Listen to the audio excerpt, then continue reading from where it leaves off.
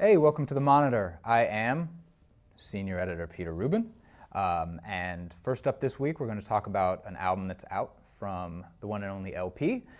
LP, Brooklyn rapper, one-third of the great underground hip-hop group Company Flow from the late 90s. He's been a solo artist and producer for some time now.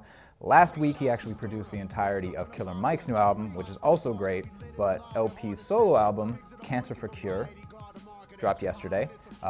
By all means, pick it up. We had his first single, I guess it was, Drones Over Brooklyn, on Wired late last year, but now the entire album is out, and it's every bit as dystopian and miserable as all his best stuff is. No one loves rapping about a failed police state more than LP, and he does it in fine fashion.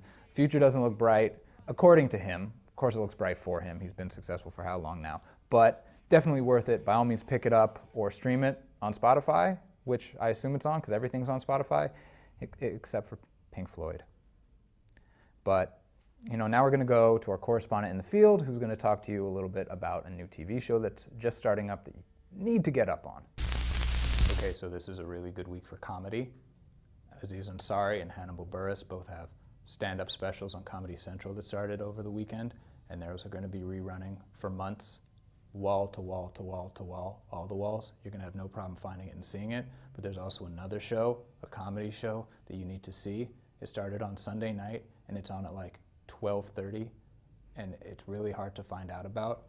It's called Eric Andre Show, and it's on Adult Swim, and it is a talk show, kind of, but the sidekick is Hannibal Buress, and Eric Andre, who's a comic, is the host, and I don't even know how to describe it.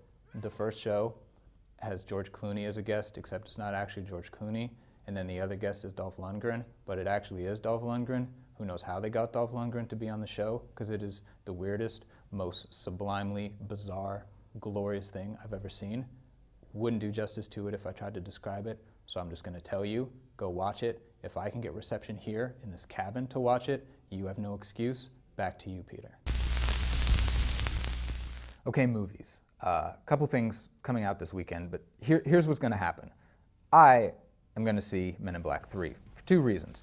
One is because Josh Brolin and Tommy Lee Jones are kind of morphing into this weird island of Dr. Moreau version of George W. Bush, which I find vastly entertaining. But the second reason is because I can't handle the movie that I actually really want to see this weekend, which is the Chernobyl Diaries. Here we go. It's written by Oren Peli, who, of course, was behind Paranormal Activity and Paranormal Activity 3, notable exception being Paranormal Activity 2, but no one really likes to talk about that one. At any rate, he's on board with a different franchise direction. It's about, wouldn't you know it, a group of crazy kids that goes to a nuclear wasteland and finds things they weren't expecting. Who comes up with these things? But Chernobyl Diaries gets my Haiku review of the week. Nuclear mutants, paranormal director, too scary for me. That's it. I wish I could see it, but I can't. I don't need to start wetting the bed when I'm in my 30s. It's a little unseemly. So that's it for this week's installment of The Monitor. We'll be back next week with all kinds of pop culture goodness to stuff in your brain as always. Until then, inspirational catchphrase here.